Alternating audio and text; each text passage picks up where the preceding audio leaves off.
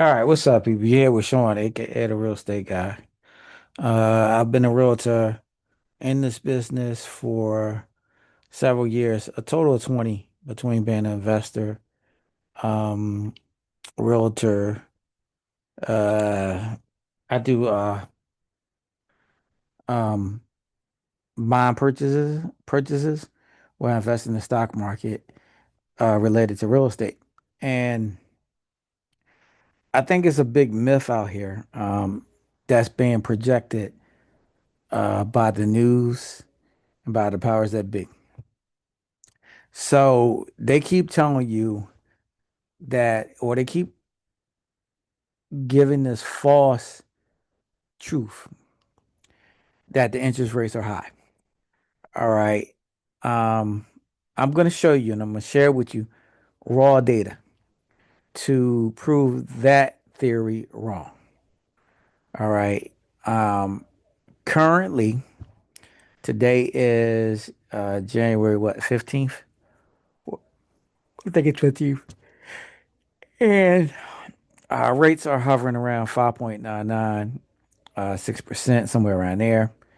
And back in 2004, 2003, all over the news, it was projected rates were like 6.3.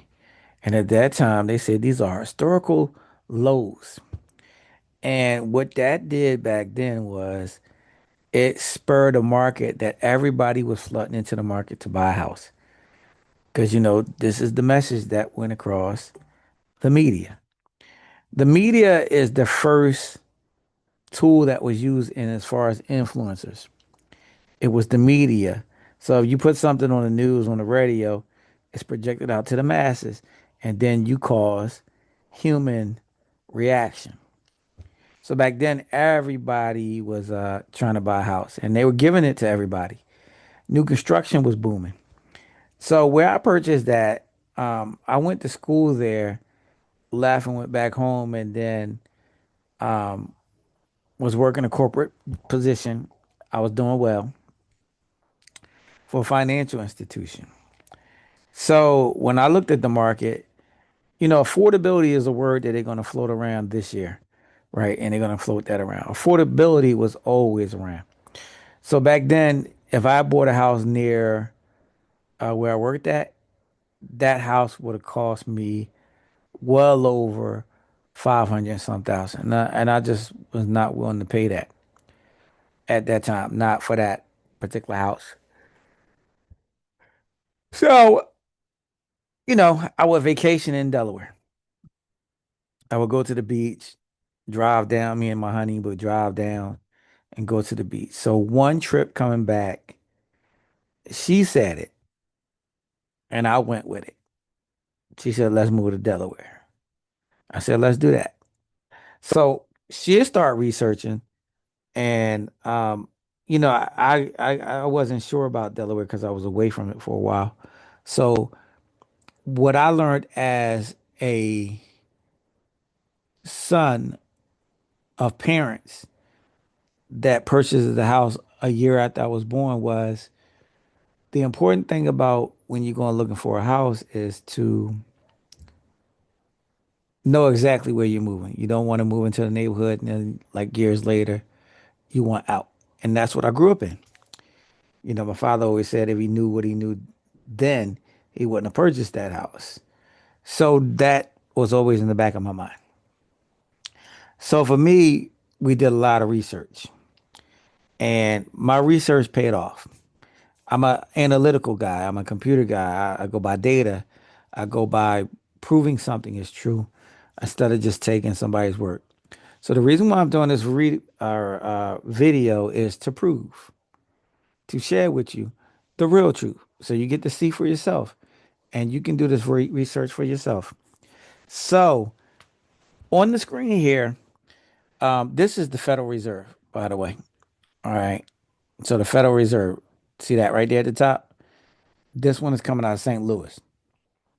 So to break this thing down, you have a federal chairman, which is Powell right now, but he represents, I think it's 12 in total, all over the country, and they all have a vote and they all suggest where monetary policy is going to be set, whether the rate is going to go up or the rate is going to go down.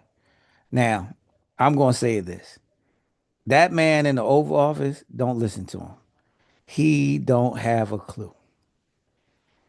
And I'm going to say this. Allegedly, his grade point average proved that. All right.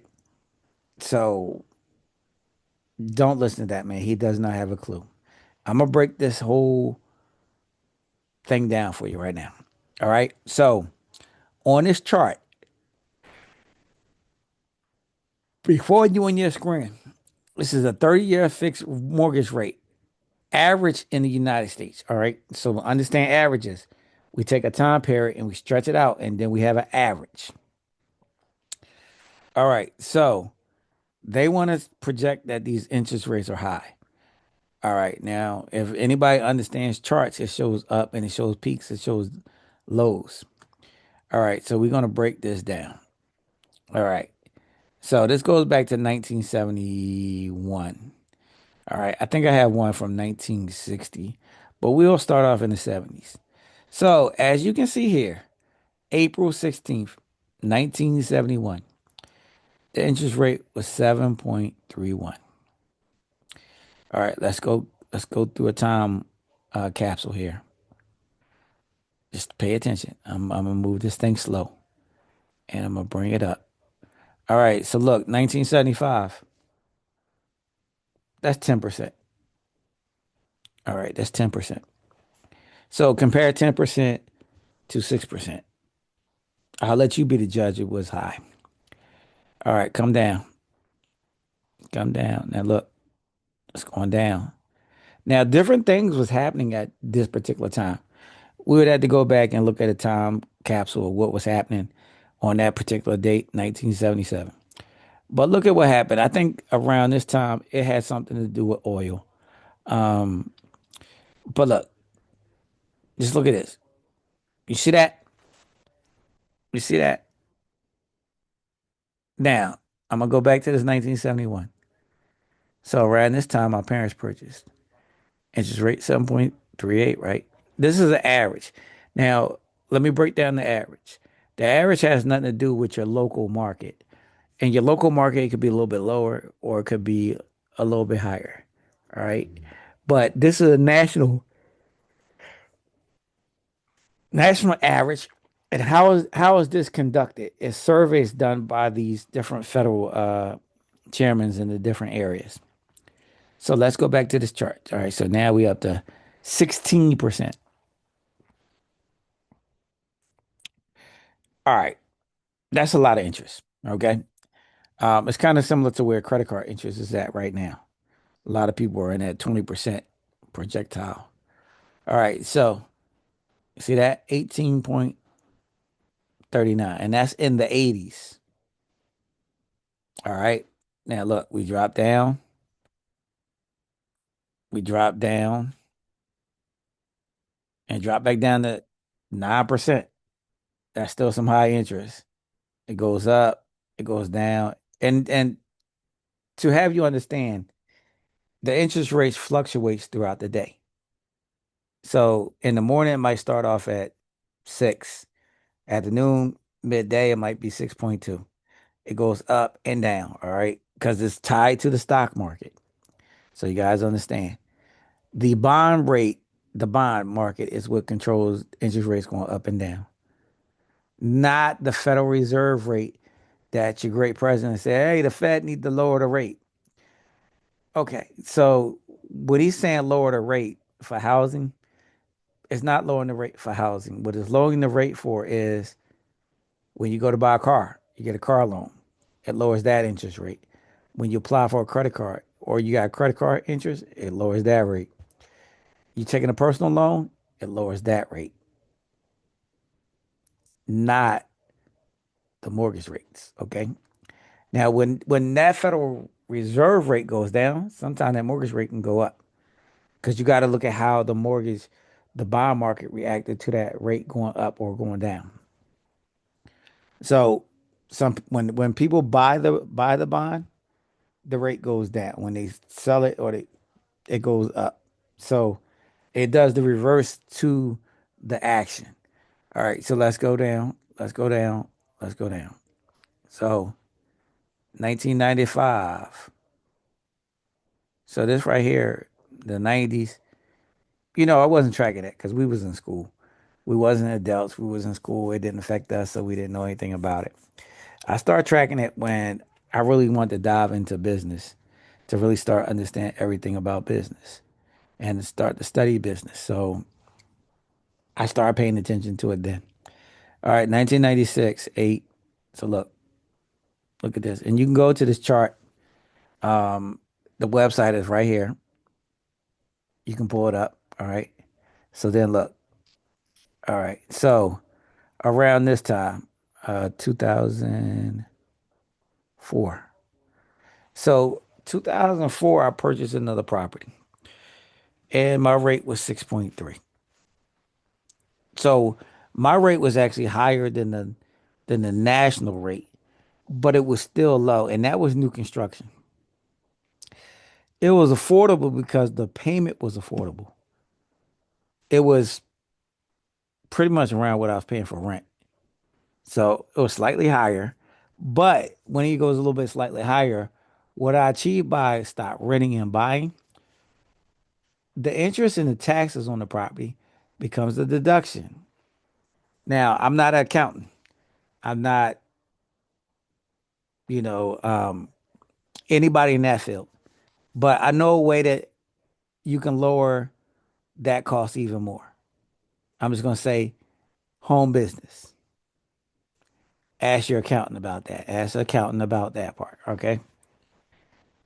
Just giving a tip here. Okay. So then look, it keeps going up, keeps going down. 674. All right. Now look,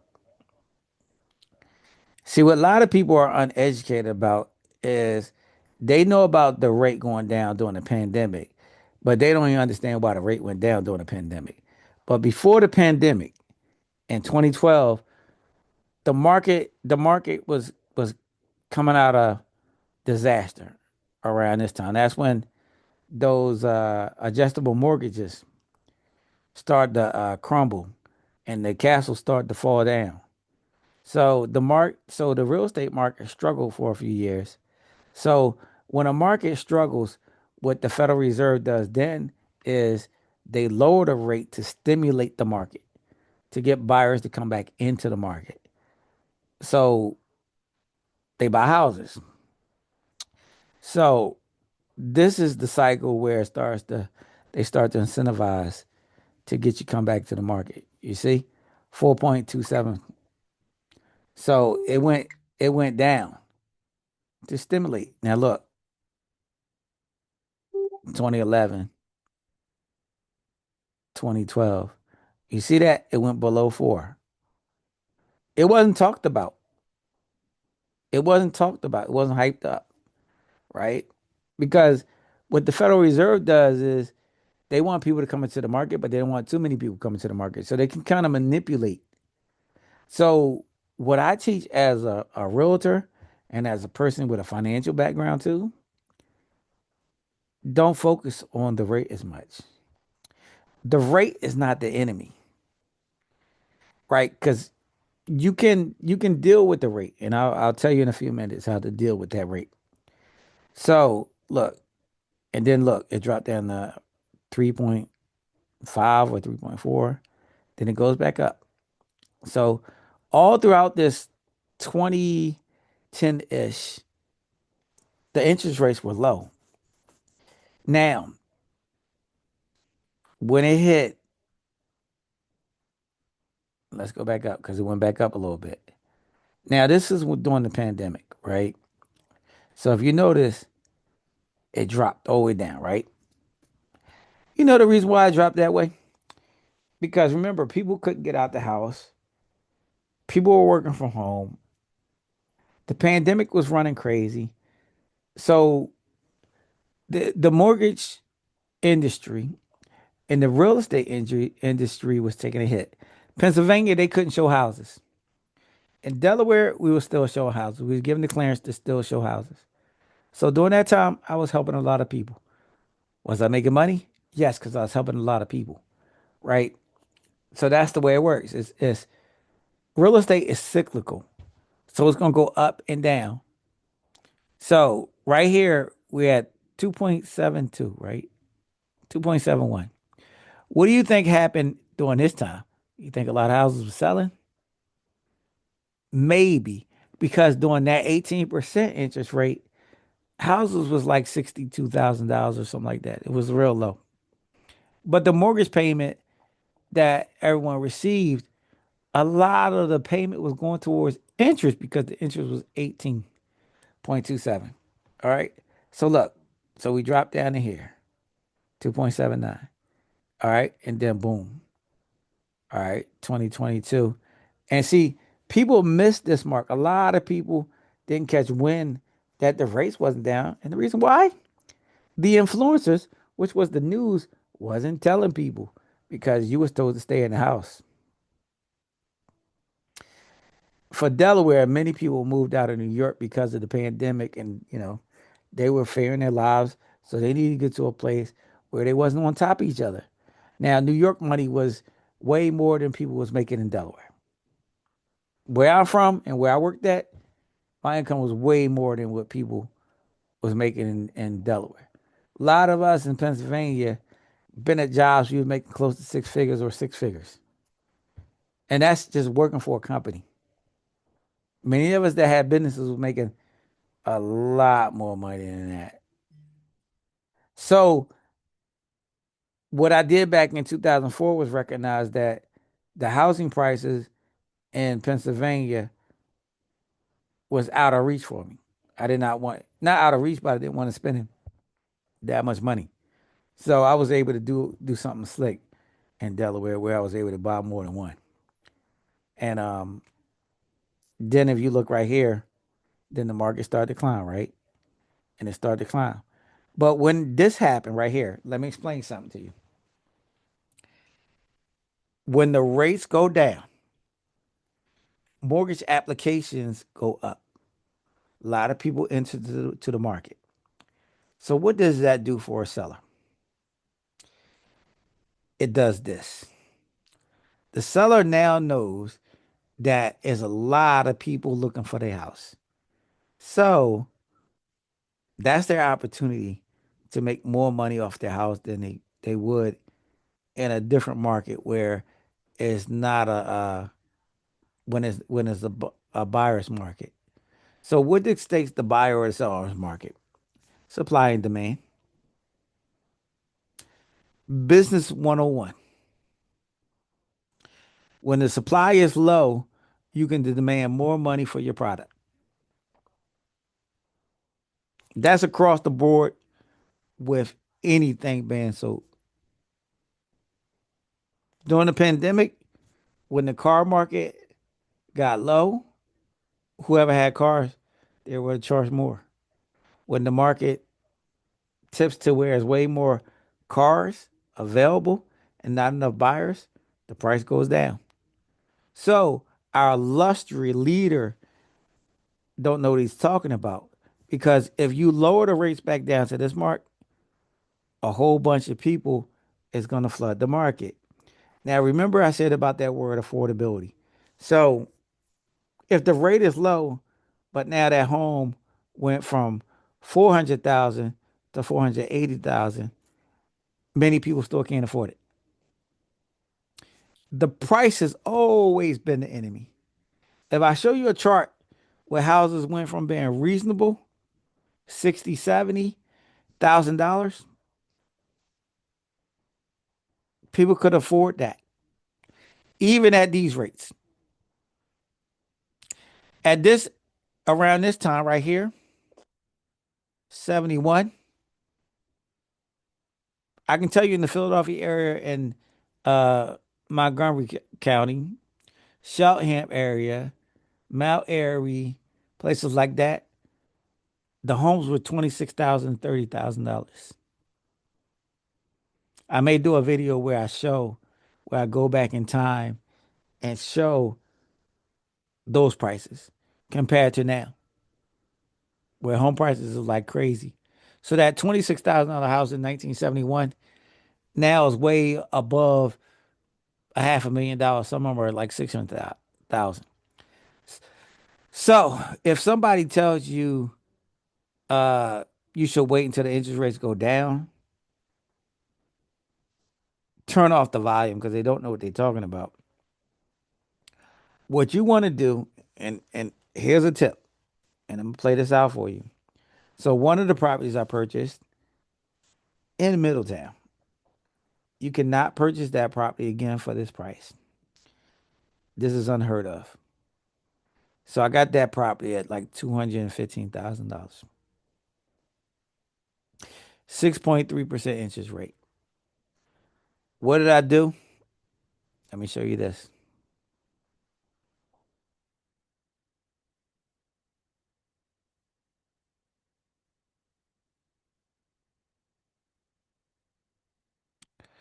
So when the rate dropped to there, I refinanced. Now, let me explain something to you about this. I'm not refinancing 215,000. I'm not refinancing and going into a 30-year loan. So look, I'm teaching it right now and write notes. All right, so look, we're gonna go 2004. So 2004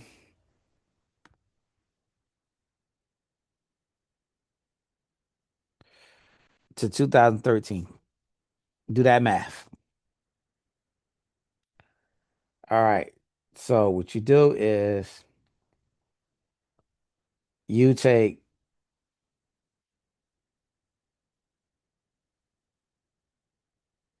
9 years in, right? So when you go to refinance, do not do the 30. What you do is do 20 at that lower interest rate. And you just got finished saving yourself a lot of money. Now, on top of that, what I did was I always made an extra payment to knock those years down to get rid of the interest. So I understood interest uh once I got into my 20s. My father was the president of a credit union. And he taught me credit because I was like, credit is stupid. I got 80,000 in the bank, freaking 19 years old. And, I wanted to get a credit card and I got rejected. A friend of mine, she's a female. She was able to get the credit card. I never understood why at the time. So my father said, the data shows that if they give you the credit card as a male, you're not going to run the credit card up, but she's going to buy some shoes and everything else. So she gets it. So for you to build credit, you got to get a car. And everything that he told me did work. So what I did was get the car. He said, don't pay it off right away. Make payments for like a year, pay it off. My credit shot up like crazy. And then I started to dive in more because I'm in school at the time and I started to pick apart credit. So interest is accruing every single day. You interrupt that interest every day, you save yourself some money. So in the situation I'm explaining, the price is the key because 215 is what I start off at. And then the loan was paid down over the 10 years. So I could never go back and get it at 215. The market shot up that the house, um, because it was new construction, it was worth $120,000 worth before I moved in. So these things, I can tell you about it because I've been through it. I'm not no realtor that just got a real estate license. I know what I'm talking about because I've been through it and I did it. And I was 26 years old uh, when I bought a family home. I was 19 years old when I invested in some duplexes. And I know all the different tricks with financing, how to get deals done, how to buy houses with no money. So this shows you over history. This is the truth. 18.28%. I think 6%, 5.9% is low interest compared to that. So I want you to tell me what you think. Is that high interest at six, or is that low interest at six? 5.9, 5.3. Now, the Federal Reserve job is to keep the country from going into a recession and keeping, uh, job tracks of jobs and tracks of different markets. Housing is a big component of that. So when the rate goes up, generally what they're doing is they're slowing people down from buying. When the rate goes down, then they want people to buy. So you can't really time the market, but the price, you can target the price. And then if your rate is too high, you can readjust. When the rate goes low, you can refinance. And now you're saving yourself some money. All right, that's the tip of the night. All right. So if you want to learn more, if you want to know about going through the buying process, if you want to know uh, anything as far as mortgage related, I have some top lenders that I work with. And I have a financial background because the company I worked at was a financial institution. So I learned a lot about stocks. I learned a lot about bonds. I learned a lot about investing. I'm not a licensed loan officer, but I have a lot of friends or associates that are. So I can put you in a good situation. If you have bad credit, don't worry about that. We can take care of that too. All right. So hopefully this video educated you and opened the door on this mystery because it's a mystery. And if you follow the news, they're not actually breaking this down to you. All right. So hopefully this video will do some good, help a few people. Hopefully you learned and you'll maneuver through this real estate market and understand. Buying real estate is great, but you got to know how to buy it, when to buy it, how to adjust if the rate is too high. Um, the other tip is this: don't focus on the rate as much. Focus on that monthly payment. If you can afford to make that monthly payment, then you're okay. If you have to readjust later on when the rate goes down, you can do it. Just make sure you keep your credit up. Make sure you keep paying bills. Make sure you're paying the bills on time. And buying a house is going to cause your credit to go up exponentially. Credit goes up, buying a car, interest rates is better. All right. So my information will be down at the bottom if you need to reach out to me and talk to me. I'm open to talking to anybody and everybody that needs help. All right. So hopefully this was good. Hopefully you learned something and share this video.